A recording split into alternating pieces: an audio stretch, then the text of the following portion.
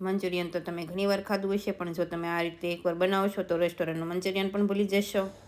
તો કોબીજને આ રીતે છીણી તેનું થોડું પાણી નિતારી તેમાં 1 કપ મેંદાનો લોટ, 1 પિંચ કાશ્મીરી મરચું, 1 પિંચ મરી પાવડર, સ્વાદ પ્રમાણે નમક, આદુ મરચાં લસણ ક્રશ કરેલા એડ કરી સારી રીતે મિક્સ કરી નરમ એવી લોટની કણક બાંધી આ રીતે બોલ્સ બનાવીશું. હવે તેલ પણ ગરમ થઈ ગયું છે તો ગેસની ફ્લેમ મીડિયમ રાખી બોલ્સને ફ્રાય કરીશું. સાથે વઘાર પણ કરી લઈએ. તો તેના માટે પેનમાં 1 મોટી સ્પૂન તેલ, ડુંગળી, આદુ મરચાં ક્રશ કરેલા, લીલું લસણ એડ કરી 2 મિનિટ સાતળી. સાથે કોબીજ, કેપ્સિકમ, સ્વાદ પ્રમાણે નમક એડ કરી 2 મિનિટ સાતળીશું. હવે ગેસની ફ્લેમ હાઈ રાખી soya sauce, chilli sauce, tomato ketchup add કરી ફરી 2 મિનિટ રાખીશું. સાથે થોડું પાણી એડ કરીશું. હવે એક વાટકીમાં થોડું પાણી અને 1 સ્પૂન કોર્નફ્લોર એડ કરી ગ્રેવીમાં એડ કરી થોડી વાર થવા દઈશું. એટલે ગ્રેવી સરસ એવી ઘટ થઈ જશે અને બોલ્સમાં પણ સારી રીતે કોટ થઈ જશે. ઉપર થોડા લીલા કાંદા એડ કરી ગરમ ગરમ સર્વ કરીશું.